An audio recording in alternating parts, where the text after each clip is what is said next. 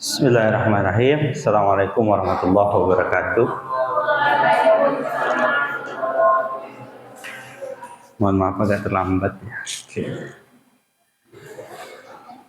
Hari ini kita akan lanjutkan mata kuliah hukum pidana anak, benar ya? Oke, saya mulakan dengan satu capturean berita. Ini ada satu kasus. Ada yang tahu nih kasus? Ada yang kasus? Hah? Nah, ini yang Mario Dandi itu. Tapi satu-satunya pelaku yang di bawah umur cuma ini. Pelaku ini usianya baru berapa? Ini yang cewek.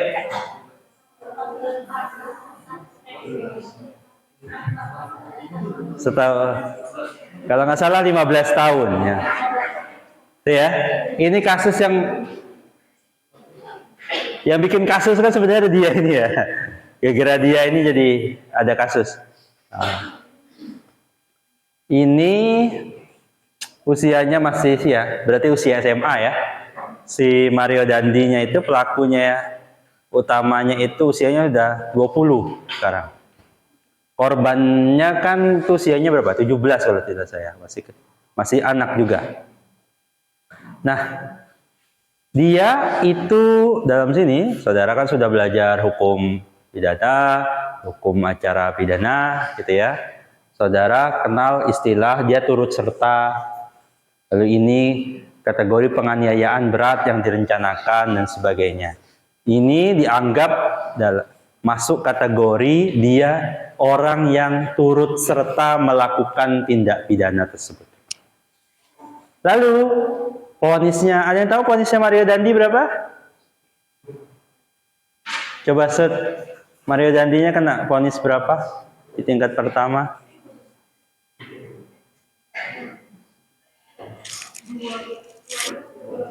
Berapa? 12 tahun.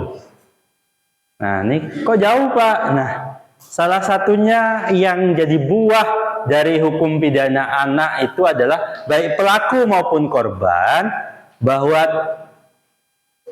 ada angka yang dibedakan. Salah satunya di sini bahwa bagi anak yang melakukan tindak pidana, kita bisa bandingkan walaupun dia bukan pelaku utama, tapi kan harusnya angkanya tuh mungkin tidak jauh dari angka pelaku utama. Tapi ini kan jauh banget. Kenapa? Karena dia adalah anak. Dia tetap bertanggung jawab, tapi dia masuk kategori anak sehingga hukumannya lebih ringan. Nanti saudara bisa, kalau salah satu ini bisa jadi bahan tulisan ya. Gampang bikin tulisan itu apa? Terhadap kasus ini lihat pertimbangan-pertimbangan hakimnya. Saudara lihat, saudara analisis. Itu salah satu yang gampang nulis tuh gitu. Lihat putusan hakimnya, kenapa diputuskan segitu? Oh, yang memberatkan apa? Pertimbangan yang memberatkan, pertimbangan yang meringankan. Salah satu yang saya duga akan pasti muncul di kasus-kasus yang begini, pelakunya anak itu adalah bahwa anak ini punya masa depan, bla bla bla bla, seperti yang kita bahas beberapa lagi. Dia punya masa depan, dia punya potensi untuk terus memperbaiki dan sebagainya. Nah, gitu.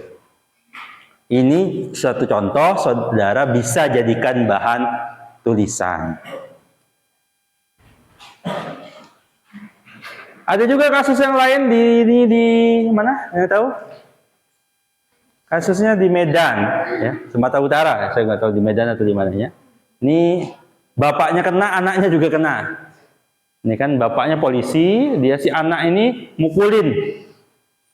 mukulin seseorang, anak juga. Nah, jadi kena vonisnya 1,5 tahun penjara. Karena penganiayaannya nggak berat ini, setahu saya ya. Saya nggak tahu ya ceritanya. Ini juga bisa jadikan bahan saudara.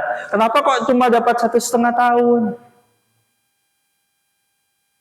Ini pelakunya nggak cuma satu, setahu saya ada lagi satunya. Coba dilihat perbandingan. Tadi bisa membandingkan kasusnya si pelaku yang tadi dibandingkan dengan ini.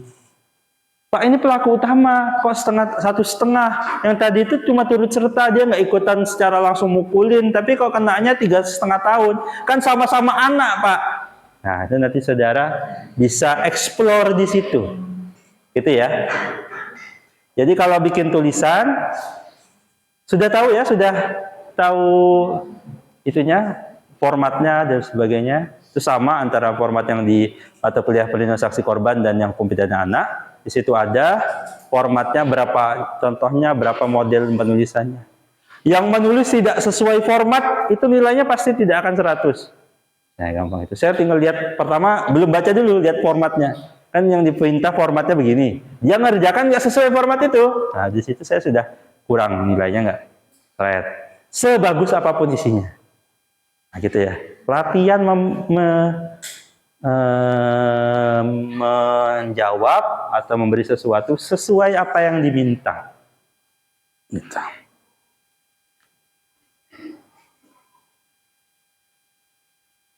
Oke, ini ada juga saya hadirkan satu kasus. Ada 2 data, mungkin nggak terlalu baca, saya bacakan. Perilaku nakal berimplikasi hukum periode 2016 sampai belum selesai September 2022 dari Komisi Perlindungan Anak Indonesia (KPAI). Nah, ini ada satu komisi lagi. Kalau tadi di mata kuliah perlindungan saksi korban ada LPSK, di sini ada KPAI. Nah, ini ada juga Komnas Anak. Apa bedanya? Nah, saudara bisa explore itu. Mencatat ada 2.883 anak pelaku kenakalan yang berhadapan dengan hukum. Kalau nakal banyak, Pak, bisa jadi kalian juga kan. Tapi yang berhadapan dengan hukum, nah, semua. Ini salah satu. Ada angka. Nah, ada angka penurunan tuh. Nah, kalau orang peneliti itu bisa menilai ini, menganalisis dari angka-angka seperti ini. Kok ada naik, ada turun. Naik dan turun itu juga kita lihat faktor apa yang membuat dia naik, faktor apa yang membuat turun. Oh, bisa-bisa ada undang-undang tertentu lahir tahun antara itu. Kan itu kelihatan kalau saya bacakan ya, dari 2016 yang di atas itu sampai 2019 itu angkanya gede. Rata-rata di atas 500. Tapi kenapa dari 2020 ke bawah angkanya mengecil? Apakah ada aturan baru? Apakah ada pendekatan baru dari... Kan ada pendekatan Kapolri yang baru, oh begini. Pernah ada dulu Kapolri mengeluarkan edaran, kasus itu akan diusut kalau kerugian ekonominya sekian. Saya lupa angkanya berapa. Jadi kalau kalian kehilangan helm itu di parkiran, ngadu, satu orang ngadu ke polisi, diketawain sama polisinya. Pak, ada kata polisinya, ini ada aturan Kapolri, kalau sampai angkanya sekian, itu tidak akan diproses. Itu seakan-akan jadi tameng polisi-polisi itu kadang-kadang. Nah, bisa jadi nih, lihat ini, pengaruh apakah ada pendekatan baru dari polisi, atau pendekatannya tidak dipolisikan, tapi diselesaikan dengan musyawarah misalnya. Oke, ini ada angka-angka gitu. Carilah data-data yang begini, makin ada data begini, makin menarik tulisan saudara. Makin ada perbandingan-perbandingan data lalu dianalisis. Apakah Pak, 2019 ke bawah itu COVID. Apa COVID itu mempengaruhi jumlah kenakalan? Misalnya, ini kan saya nggak tahu ya, coba. Saudara bisa explore itu banyak. Oh, ternyata hadir di sekolah, ke kampus itu malah bikin kacau gitu ya. Mending ke sekolahnya di rumah aja, misalnya. Saya nggak tahu ya. Ini bisa di-explore. Baik, saya minta satu orang untuk ada yang share. Ada? Kalau nggak ada, hari ini tanggal 7. Nah, jangan tanggal. Sekarang tuh jam 8:23. Mana di presensi yang angka 23? Siapa namanya? Sudah pernah? Oke, Mas tunjuk orang. Bebas. Silahkan maju ke depan. Siapa di situ? Oke, siapa? Siapa yang ditunjuk? Mana orangnya? Hah? Kamu yang ditunjuk? Tunjuk orang lagi. Kalau enggak langsung orangnya nggak boleh. Mana kamu paling nggak suka kan?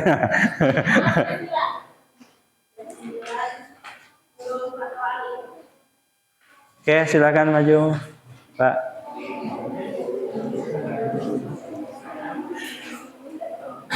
Selamat saya 28.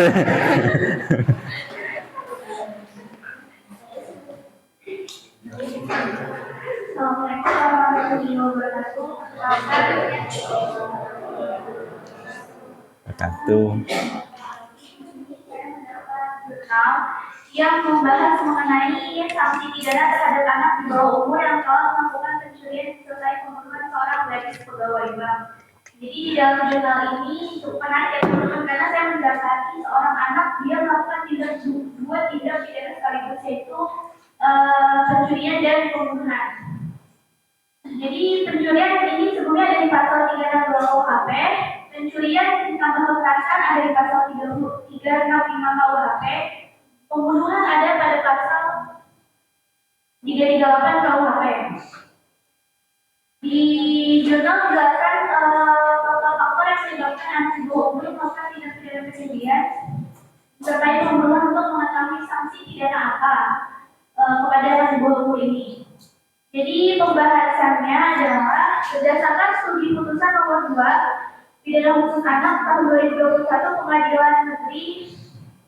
Adapun faktor-faktornya adalah dilakukannya tindak pidana pencurian dengan kekerasan itu karena seorang anak ini diketahui ini memang anaknya nakal gitu. Jadi di kediamannya dia sering melakukan pencurian. Jadi dari itu memang dia sering melakukan pencurian tersebut.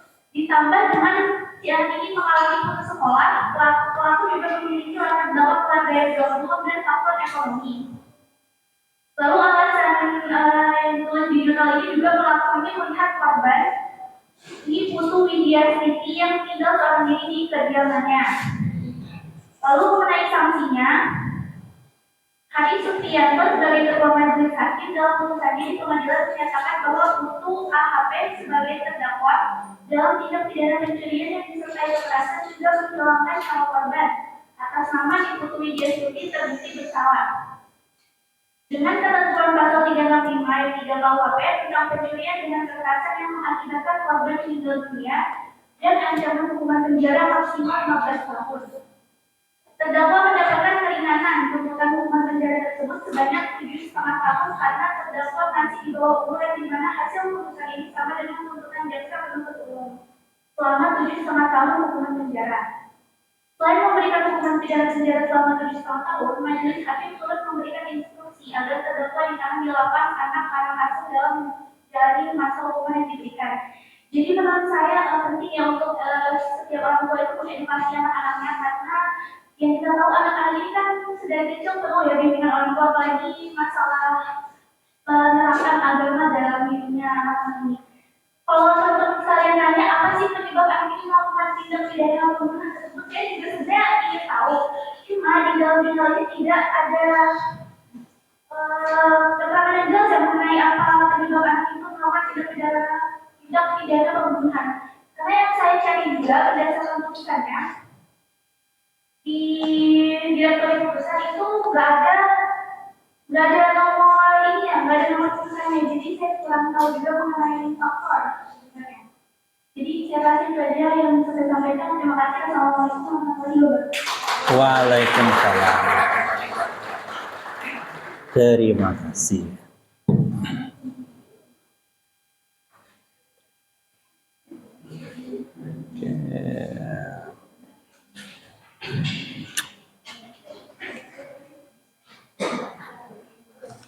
Baik, terima kasih Mbaknya. Ternyata saya pernah nyampaikan di awal, apakah seorang anak itu bisa melakukan kejahatan yang mengerikan? Bisa. Ya. Dia punya potensi melakukan hal-hal begitu. Cuma selalu jadi perdebatan kemarin dari awal sampai akhir. gimana dia, kan dia masih anak-anak dan sebagainya. Oke, saya ingin mengingat sedikit menurut Simons, ya, apa saja unsur-unsur tindak pidana itu. Yang dilakukan itu adalah perbuatan manusia. Jadi kalau kucing saudara mencakar-cakar orang lain, itu bukan tindakan pidana.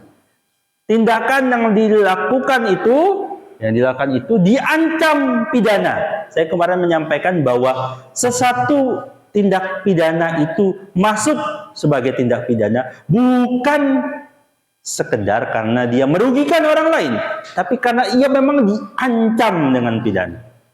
Sehingga perbuatan itu disebut melawan hukum. Isu melawan hukum ini yang nanti bisa jadi alasan pembenar, alasan pemaaf itu ya. Misalnya saudara, saya ingatkan kembali kemarin pas di kuliah pidana itu kan ada bicara misalnya, apakah menyakiti orang lain itu boleh? Boleh nggak nyakiti orang lain tuh? Hah? Tidak boleh. Anak saya kemarin itu kakinya luka, ya, sehingga kukunya itu terlepas sedikit gitulah, ngangkat kuku jempol kakinya waktu dia karate. Apa yang dilakukan waktu ke dokter? Dokternya pertama menyakiti anak saya dengan memberikan suntikan 2 kali anestesi. Lalu yang dilakukan dokter itu mencabut kuku jempol anak saya. Bayangkan kuku jempol sesakit apa dia. Tapi apakah dokternya saya tuntut? Tak ada sedikit pun. Malah dia minta duit kita kasih. Yeah. Udah nyakitin gitu. Kasih duit lagi dokternya. Nah, kenapa? Karena perbuatan itu, walaupun perbuatan manusia, diancam. Barang siapa menganiaya orang lain, itu tindak pidana. Tapi dia tidak melawan hukum. Dilakukan dengan kesalahan. Kalau dokter, kemarin itu ada kasus ya, satu anak itu yang dia mati batang otak apa gitu ya. Dia itu operasi amandel ceritanya. Dia anak kecil itu operasi amandel, tapi efek habis operasi itu mati batang otaknya dan meninggal dunia. Sama yang dilakukan dokternya itu sama seperti ke anak saya, maksudnya tindakan. Tapi kalau itu ada unsur kesalahan, nanti diungkap apakah itu ada unsur malpraktek atau tidak. Nah, itu bisa juga dipidana. Nah, yang terakhir ini yang menjadi isu terhadap anak yang melakukan tindak pidana. Apakah orang yang melakukan itu mampu bertanggung jawab? Mampu bertanggung jawab itu bukan masalah dia kuat, dia masalah itu. Bukan. Masalah apakah menurut hukum dia itu punya kemampuan menurut hukum ya, bukan menurut pribadinya, bukan menurut kita. Ya, menurut hukum mampu bertanggung jawab. Isu inilah yang muncul ketika ada tindak pidana yang dilakukan oleh anak.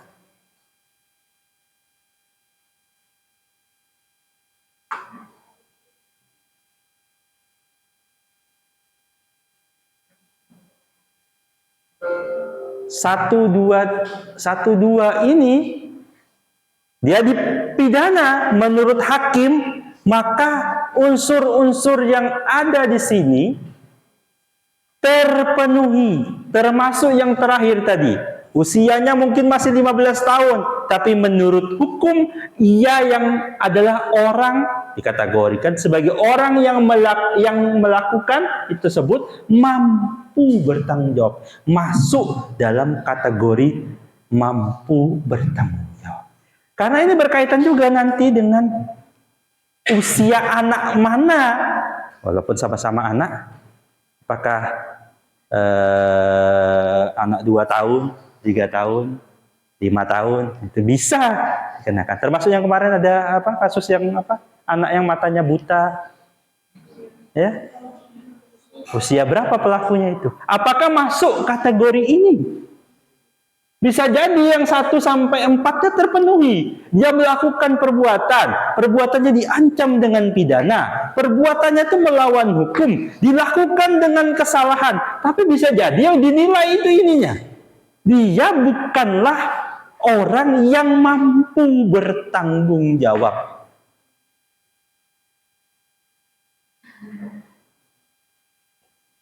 Pertanggungjawaban itu yang kayak gimana?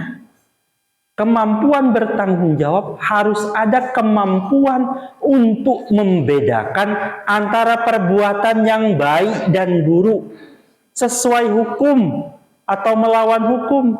Dan ia punya kesengajaan melakukan kesalahan. Ini kategorisasi, ya, walaupun upaya mendekati yang dimaksud dengan bertanggung jawab itu apa.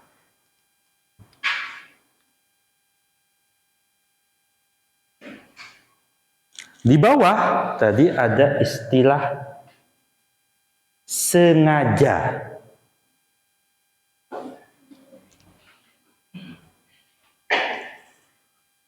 Adakah orang, ya, yang kalau nabrakkan kendaraan di jalan-jalan itu, lalu dia kecelakaan, ya, dia mayoritasnya akan jawab, maaf Pak, saya tidak sengaja. Enggak Pak, saya sengaja Pak, nyerempet itu memang nggak suka sama dia Pak, gitu. Ya. Mayoritas akan berkata, saya tidak sengaja. Oh, berarti kalau tidak sengaja, tidak dipidana. Enak aja, gitu kan.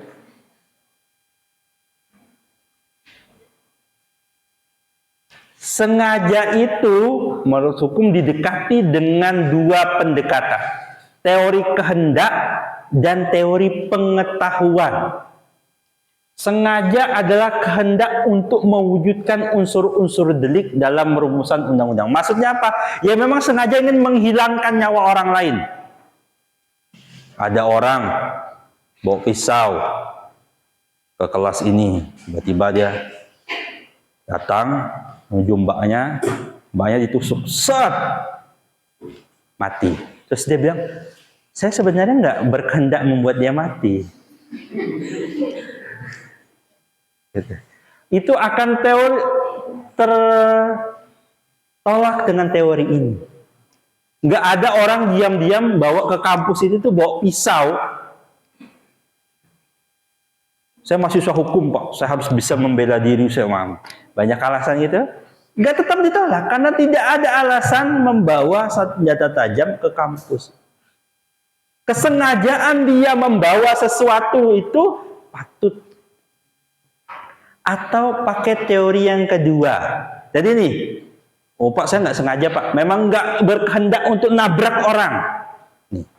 Manusia tidak dapat menghendaki satu akibat, karena manusia hanya dapat mengharapkan atau membayangkan sesuatu.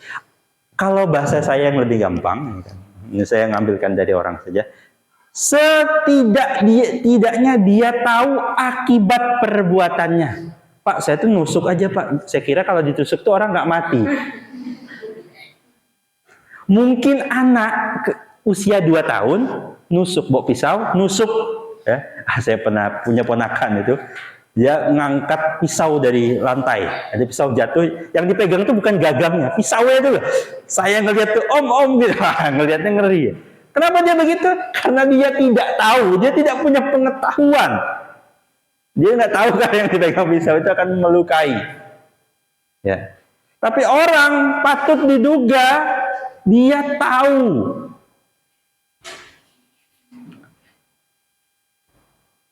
Ketahuannya. Nanti ada teori kesengajaan dan teori lalai.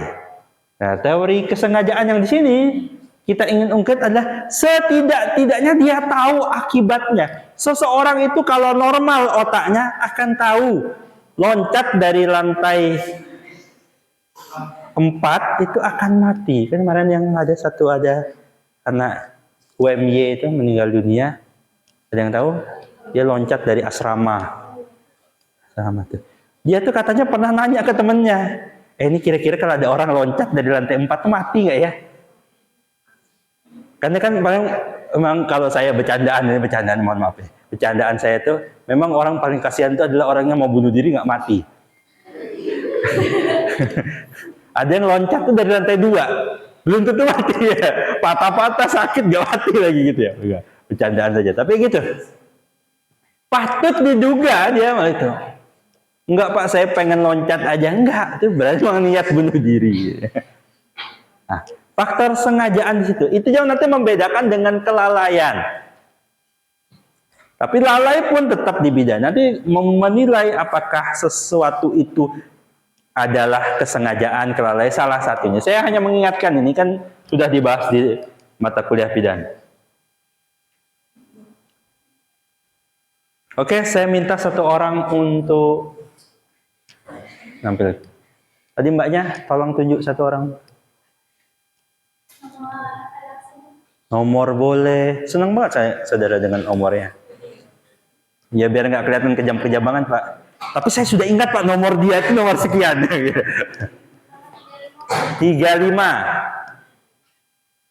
Jangan saya. Monggo silakan maju. 35. Masih nggak yakin lagi boh. 35 silakan maju.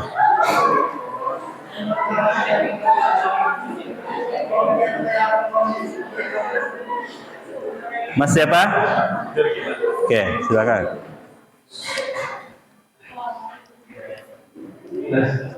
Assalamualaikum warahmatullahi wabarakatuh. Warahmatullahi wabarakatuh. Perkenalkan, nama saya Jody Maulana. Di sini saya ingin mempresentasikan tentang perlindungan hukum terhadap anak sebagai saksi dalam sistem peradilan pidana anak. Rumusan masalah bagaimana bentuk perlindungan hukum terhadap anak sebagai saksi dalam proses peradilan pidana anak.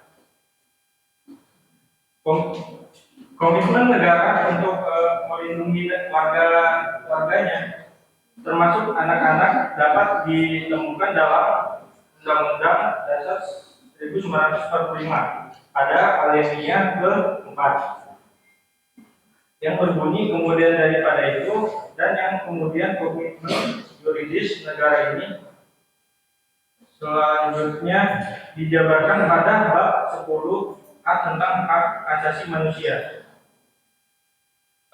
Khususnya untuk perlindungan hukum terhadap anak di pasal 28B ayat 2 Undang-Undang 1945. Dan ada beberapa bentuk perlindungan hukum pada anak sebagai saksi, diantaranya adalah jaminan keselamatan, hak pendampingan,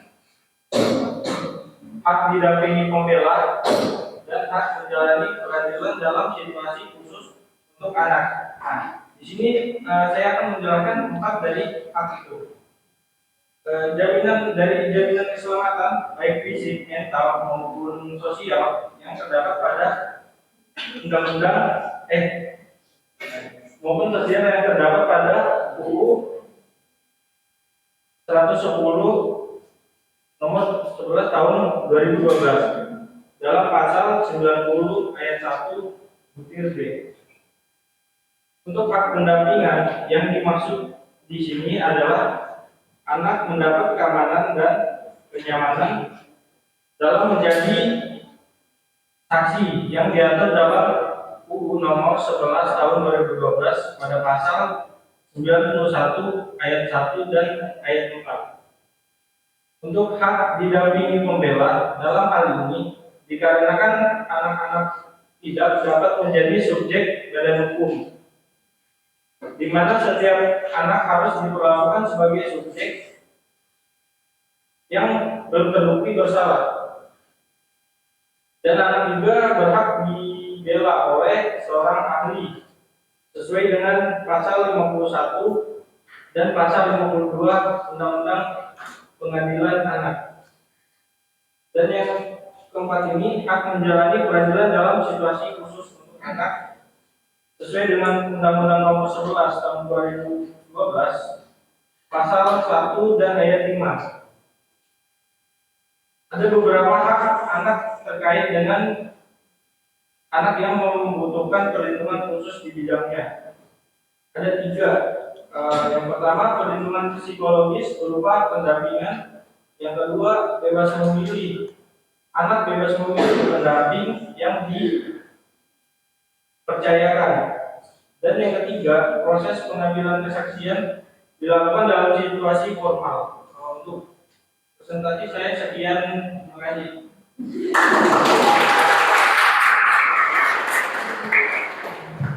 Terima kasih. Baik. Saya akan menutup dengan 2 slide. Slide pertama ini akan bicara anak tadi dimintai pertanggungjawaban. Nah, saudara sudah belajar di pidana dan di hukum acara pidana tentang hukuman-hukuman apa yang diberikan. Hukuman paling tinggi apa? Hukuman level yang paling tinggi? Hukuman mati. Pertanyaannya, apakah anak bisa dihukum mati? Harusnya bisa, Pak. Ya. Karena anak bisa bunuh, bisa juga. Nah, itu ya. Ini perbandingannya. Mana hukuman apa yang bisa dijatuhkan kepada anak? Apakah anak bisa kan kalau korupsi itu salah satu yang sering jadi hukumannya adalah denda. Pertanyaannya, bisa dijatuhkan denda? Nah, ini kemarin dibahas dalam kasus Mario Dandi. Emang Mario Dandinya punya uang? Hah? Uang bapaknya. Coba bedakan antara uangnya dan uang bapaknya. Itu kan 2 yang berbeda. Bapaknya Mario Dandi bilang, uang saya, harta saya sudah disita negara. Kan bapaknya kena kasus korupsi juga kan. Bapaknya kena, anaknya kena. Harta bapaknya disita KPK. Pertanyaannya, Mario Dandinya punya uang apa enggak? Ini kan sering jadi perdebatan. Kalau ada anak merusak sesuatu, yang harus bertanggung jawab anaknya apa orang tuanya?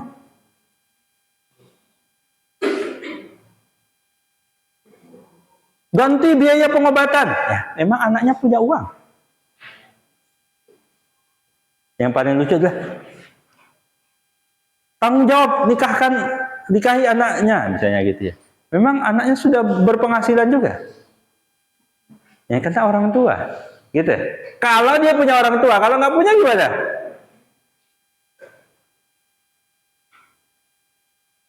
Kan selalu jadi isu. Nah, saya tidak akan detailkan, saya hanya menyampaikan isu begitu.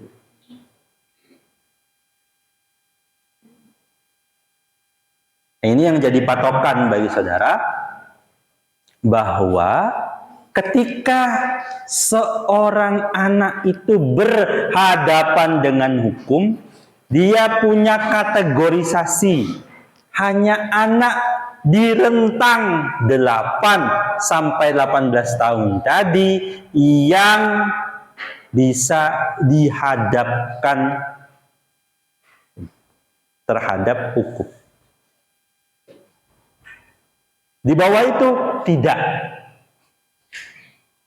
Jadi di bawah itu tidak diproses hukumnya. Jadi hanya anak antara 8 sampai 18 tahun tadi yang bisa diproses. Apakah semuanya bisa dipenjara? Nah, ada kategori lagi.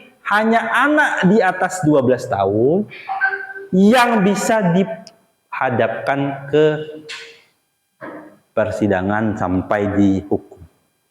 Di luar itu yang coba lihat hukumannya. Bukan hukuman, namanya tindakan. Tindakannya itu dikembalikan ke orang tua. Orang tuanya diminta untuk begini. Yang diminta bertanggung jawab tuh orang tuanya. Harus begini-begini. Kalau orang tuanya dianggap tidak mampu, wah anaknya tuh nakal, ternyata karena orang tuanya nggak ngopeni, nggak ngurusin, orang tuanya ternyata di rumah tuh bermasalah. Mohon maaf ya, saya kemarin pekan lalu apa cerita, ada teman saya yang di sosial media itu dia kerja sebagai pekerja sosial anak, dinas sosial di balai anak itu, dia suka cerita tentang kasus masing-masing anak itulah. Tentu dengan nama samaran. Saya suka ngikutinnya itu karena salah satunya saya ngajar mata kuliah ini, saya ingat ternyata banyak sekali kasusnya. Ya. Ada seorang anak yang keluarganya itu sangat kacau. Mohon maaf, dia ceritakan itu ibunya itu apa namanya, wanita yang bisa muncul di aplikasi yang ada nggak? Coba dicek di HP saudara ada nggak?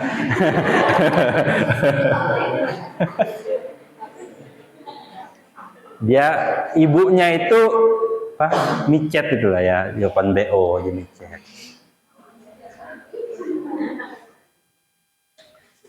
Udah cerai sama bapaknya. Nah, anaknya tuh dijangkau oleh itu. Kenapa? Karena kalau dikembalikan dan diminta diurusin orang tuanya, itu malah dianggap orang tuanya nggak layak untuk ngurusin atau dianggap tidak mampu.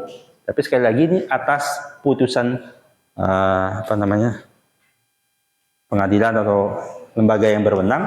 Nanti saudara bisa tulis juga tentang itu, bagaimana seorang ketika orang tuanya tidak dianggap layak untuk.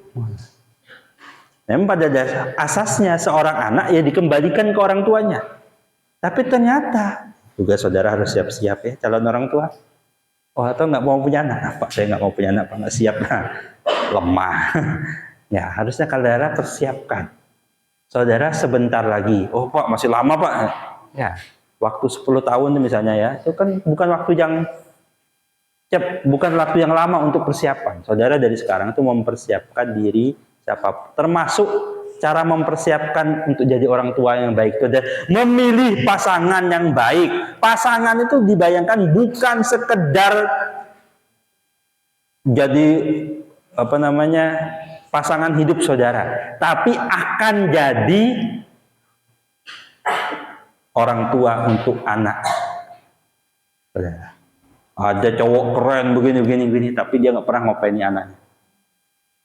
Sekarang tuh banyak masalah. Kenapa? Karena anak kehilangan sosok bapak. Oh, bapaknya kaya, dia banyak ini. Kalau ada istilah menggunakan itu namanya fatherless, kehilangan sosok ayah.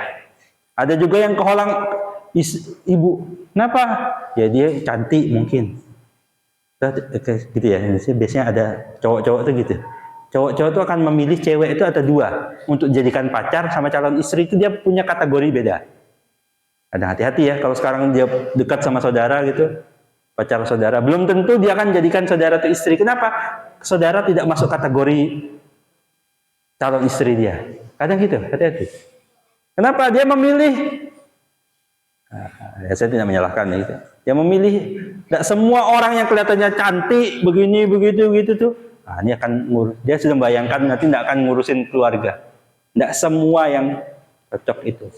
Makanya saudara, pilihlah nih karena mata kuliah pilihan anak. Jangan menghadirkan dari kelas ini anak-anak tanpa orang tua yang baik yang bisa ngurusin anaknya. Jangan sampai kita berdoa, jangan sampai dari keturunan kita yang jadi masalah. Biasa nggak tahu Pak begini. Iya, yang saudara punya tanggung jawab. Salah satu target dari mata kuliah inilah carilah pasangan yang bukan sekedar keren, bukan sekedar bisa merawat diri. Dia skincare panjang, mau tidur itu panjang sekali persiapannya tuh. Krim ini campur ini apa? Panjang kali. Gitu. Oke, saya kira begitu. Sita waktu habis. Nih anak bisa dikembalikan orang tuanya dan sebagainya. Nanti saudara jadi bahan saudara buat menulis juga. Terima kasih. Waktu saya habis. Nggak ada pertanyaan? Nggak ada kan? Saya tahu kok isi saudara, hati saudara. Pengen cepat pulang. Terima kasih. Assalamualaikum warahmatullahi wabarakatuh.